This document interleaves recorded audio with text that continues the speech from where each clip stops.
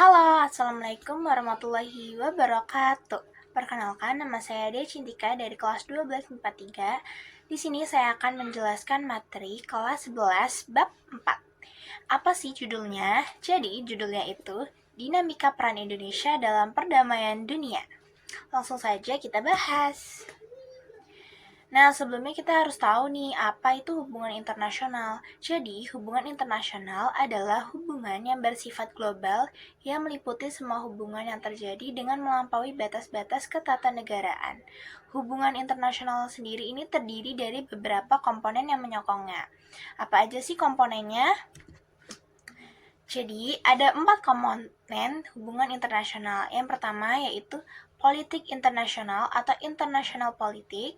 Yang kedua, studi tentang peristiwa internasional, the study of foreign affairs. Yang ketiga, hukum internasional, international law. Yang keempat, organisasi administrasi internasional atau International Organization of Administration. Lalu, ada ruang lingkup hubungan internasional sendiri. Ada dua, yaitu yang pertama bidang publik. Bidang publik yang meliputi politik internasional, politik luar negeri, pertahanan dan keamanan, hukum internasional, diplomasi, organisasi internasional, dan kejahatan internasional.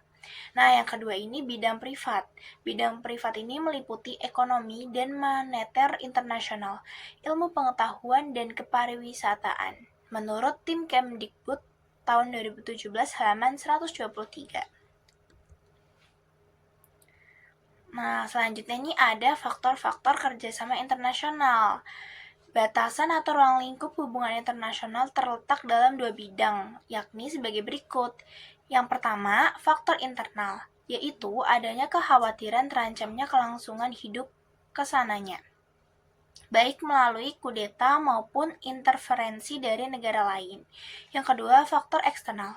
Faktor eksternal yakni ketentuan hukum alam yang tidak dapat dipungkiri bahwa suatu negara tidak dapat berdiri sendiri, tanpa bantuan dan kerjasama dengan negara lain. Ketergantungan tersebut terutama dalam upaya memecahkan masalah-masalah ekonomi, politik, hukum, sosial budaya, pertahanan, dan keamanan. Nah, ada arahan dari hubungan internasional, yaitu ada 7. Yang pertama, pembentukan satu negara Republik Indonesia yang berbentuk negara kesatuan dan negara kebangsaan yang demokratis. Tanpa adanya sosok kita sebagai negara yang berdaulat, maka hubungan internasional tidak dapat dilakukan. Yang kedua, membentuk satu masyarakat yang adil dan makmur secara material maupun spiritual dalam wadah negara kesatuan Republik Indonesia. Yang ketiga, ini pembentukan satu persahabatan yang baik antara Republik Indonesia dan semua negara di dunia. Dasar kerjasama adalah membentuk satu dunia baru yang bersih dari imperialisme dan kolonialisme menuju perdamaian dunia yang sempurna. Yang keempat, yaitu mempertahankan kemerdekaan bangsa dan menjaga keselamatan negara. Yang kelima, memperoleh barang-barang yang diperlukan dari luar untuk memperbesar kemakmuran rakyat, apabila barang-barang itu tidak atau belum dihasilkan sendiri. Yang keenam, meningkatkan perdamaian internasional, karena hanya dalam keadaan damai Indonesia dapat membangun dan memperoleh syarat-syarat yang diperlukan untuk memperbesar kemakmuran rakyat. Dan yang terakhir, yang ketujuh, yaitu mempererat persaudaraan segala bangsa sebagai pelaksanaan cita-cita yang tersimpul di dalam Pancasila, dasar dan filsafah negara kita. Nah, politik luar negeri Indonesia dalam menjalin hubungan internasional. Ada tujuan politik luar negeri Indonesia menurut Muhammad Hatta yang diambil dalam tim Kemdikbud tahun 2017 halaman 126 adalah sebagai berikut. Ada 4. Yang pertama yaitu mempertahankan kemerdekaan bangsa dan menjaga keselamatan negara.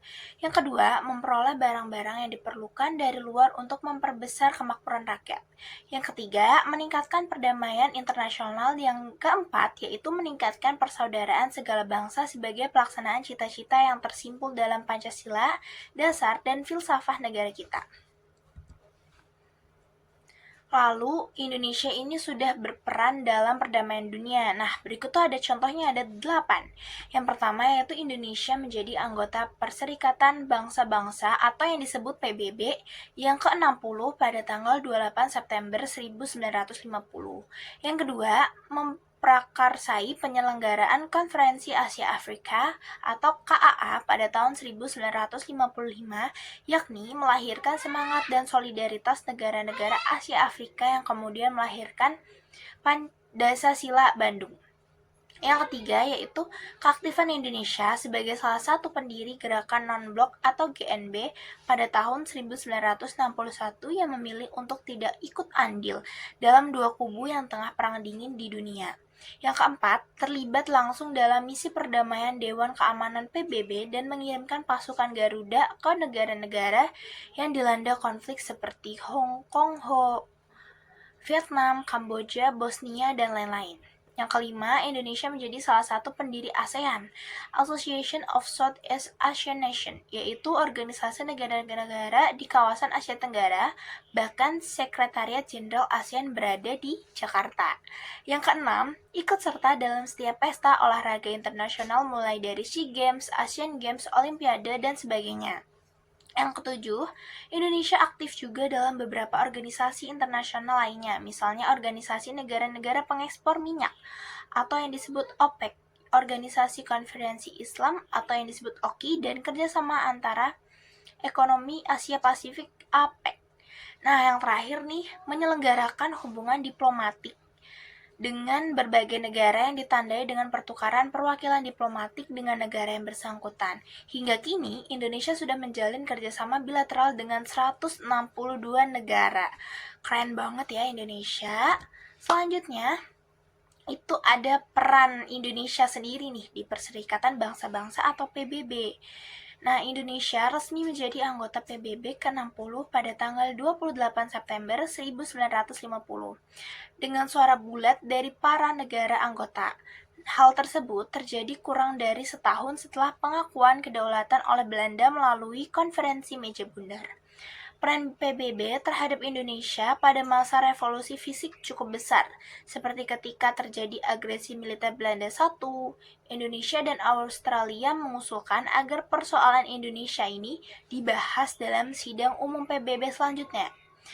PBB membentuk Komisi 3 negara yang membawa Indonesia Belanda ke meja perundingan Renville. Ketika terjadi agresi militer Belanda II, PBB membentuk UNCI yang mempertemukan Indonesia Belanda dalam perundingan.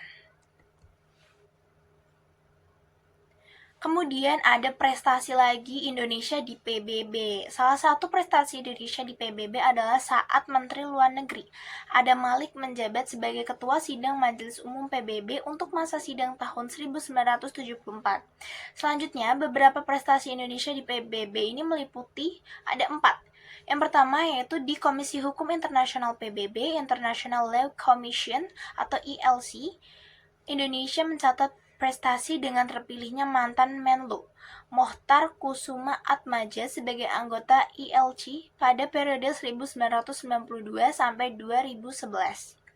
Yang kedua, pada pemilihan terakhir yang berlangsung pada sidang Majelis Umum PBB ke-61, Duta Besar Nugroho Wisnumurti terpilih sebagai anggota ILC periode 2007 sampai 2011. Setelah bersaing dengan 10 kandidat lainnya dari Asia dan terpilih kembali untuk masa tugas pada tahun 2012 sampai 2016. Yang ketiga, Indonesia merupakan salah satu anggota pertama Dewan HAM dari 47 negara anggota PBB lainnya yang dipilih pada tahun 2006. Yang keempat, yaitu Indonesia Canadian terpilih kembali menjadi anggota Dewan HAM untuk periode 2007 sampai 2010 melalui dukungan 165 suara negara anggota PBB. Ini benar-benar Indonesia banyak prestasinya sekali. Nah, selanjutnya nih peran Indonesia dalam ASEAN yang dikenal Association of Southeast Asian Nations. Nah, Indonesia menjalin dan bahkan menjadi salah satu pendiri ASEAN, yakni Asosiasi Negara-Negara Asia Tenggara di Bangkok pada tanggal 8 Agustus 1967 berdasarkan deklarasi Perbam oleh Indonesia, Malaysia, Filipina, Singapura, dan Thailand. Organisasi ini bertujuan untuk meningkatkan pertumbuhan ekonomi, kemajuan sosial, dan perkembangan kebudayaan negara-negara anggotanya, memajukan perdamaian dan kestabilan di tingkat regional, serta meningkatkan kesempatan untuk membahas perbedaan di antara anggota dengan damai. Ada 6 prinsip ASEAN menurut tim Kemdikbud pada tahun 2017 halaman 134. Prinsip utama ASEAN adalah sebagai berikut. Yang pertama, menghormati kemerdekaan, kedaulatan, kesamaan, integrasi wilayah nasional, dan identitas nasional setiap negara. Yang kedua yaitu hak untuk setiap negara untuk memimpin kehadiran nasional bebas dari campur tangan subversif atau koersi pihak luar. Yang ketiga, tidak mencampuri urusan dalam negeri sesama negara anggota. Yang keempat, penyelesaian perbedaan atau perdebutan dengan damai. Yang kelima, menolak penggunaan kekuatan yang mematikan. Dan yang keenam, kerjasama efektif antar anggota. Peran Indonesia ini di ASEAN itu banyak ya, ada 3 yang hingga kini peran Indonesia di ASEAN tidak pernah surut, bahkan ASEAN menjadi prioritas utama dalam politik luar negeri Indonesia. Bahkan negara ASEAN menyepakati gedung sekretariat ASEAN ini bertempat di Jakarta. Indonesia sering menjadi tuan rumah dalam acara-acara penting ASEAN, diantaranya adalah sebagai berikut. Yang pertama, KTT ASEAN pertama. Konferensi tingkat tinggi ini diselenggarakan di Bali pada tanggal 24 Februari 1976. Dalam KTT ini dihasilkan 2 dokumen penting ASEAN, yakni yang pertama Deklarasi ASEAN Holy Concord 1 berisi berbagai program yang akan menjadi kerangka kerjasama ASEAN selanjutnya. Kerjasama ini meliputi di bidang politik, ekonomi, sosial budaya, dan keamanan. Yang kedua, perjanjian persahabatan dan kerjasama yang menyepakati prinsip dasar dalam hubungan satu sama lain. Yang kedua yaitu pertemuan informasi pemimpin negara ASEAN pertama. Pertemuan diselenggarakan di Jakarta pada tanggal 30 November 1996 yang merupakan tindak lanjut dari keputusan yang dihasilkan dalam KTT kelima ASEAN di Bangkok pada bulan Desember 1995. Nah, dan yang ketiga yaitu KIT ASEAN ke-9. KTT ke-9 diselenggarakan di Bali pada tanggal 7 Oktober 2003 dan menghasilkan deklarasi ASEAN Bali Concord 2 sebagai kelanjutan dari Bali Concord 1976. Bali Concord 2 ini berfungsi memperkuat visi ASEAN tahun 2020. Dalam Bali Concord 2 ditetapkan komunitas ASEAN yang didasarkan atas 3 pilar, yaitu Komunitas Keamanan ASEAN atau ASC, Komunitas Ekonomi ASEAN atau AEC, dan Komunitas Sosial Budaya ASEAN ASCCL. Nah, ini adalah salah satu contoh gambar dari pertemuan ASEAN. Jadi ini ada 10 anggota ASEAN dan juga ini pada saat rapat sidang. Nah, kemudian ada peran serta Indonesia dalam gerakan non-blok. Gerakan non-blok adalah sikap tidak memihak terhadap dua negara adidaya yang tengah bersaing dan bersengketa dalam Perang Dingin antara Amerika dan Uni Soviet. Bagi Indonesia, gerakan non-blok atau GNB ini merupakan wadah yang tepat bagi negara berkembang untuk memperjuangkan cita-citanya, dan untuk itu Indonesia senantiasa berusaha secara konsisten dan aktif membantu berbagai upaya ke arah pencapaian tujuan dan prinsip-prinsip gerakan non-blok. Gerakan non-blok mempunyai arti yang khusus bagi bangsa Indonesia yang dapat dikatakan lahir sebagai negara netral yang tidak memihak.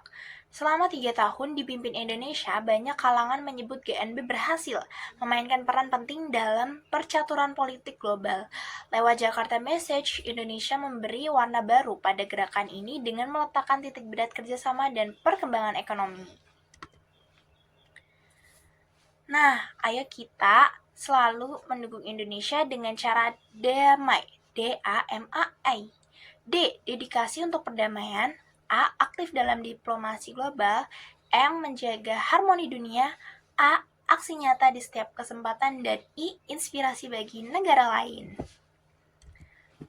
Oke, demikian yang bisa saya sampaikan dalam penjelasan materi ini. Kurang lebihnya mohon maaf. Wassalamualaikum warahmatullahi wabarakatuh. Terima kasih.